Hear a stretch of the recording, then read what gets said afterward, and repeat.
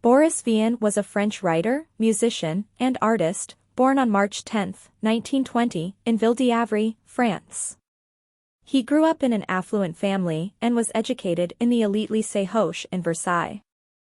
Vian showed a talent for writing and music from an early age and became interested in jazz in his teenage years. Despite his father's disapproval, Vian began playing trumpet in local clubs and formed his own band, the Jazz Hot, which became popular in Paris.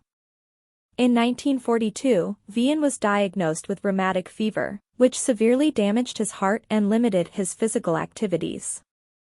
During his long recovery, he began writing and published his first novel, Trouble dans les Andes, Trouble in the Stacks, in 1943, under the pseudonym Vernon Sullivan. The book caused a scandal for its violence and sexual content. Over the next decade, Vian continued to write novels, plays, and poetry, many of which were satirical and politically charged. His most famous novel, L'écume de Jours, Froth on the Daydream, published in 1947, is a surreal love story set in a world of absurdist imagery and language.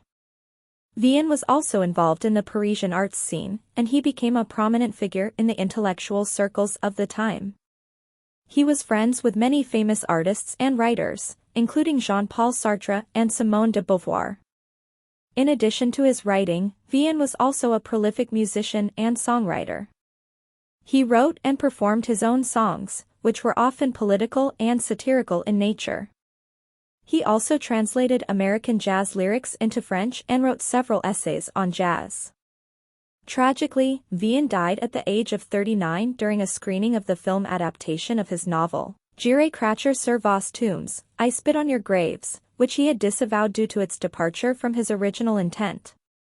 Vian reportedly stood up during the film and shouted that it was unbearable before collapsing from a heart attack. His sudden death shocked the French literary and cultural world. Today, Vian is remembered as one of the most important French writers and musicians of the 20th century. His work remains influential and continues to be studied and celebrated by scholars and artists alike.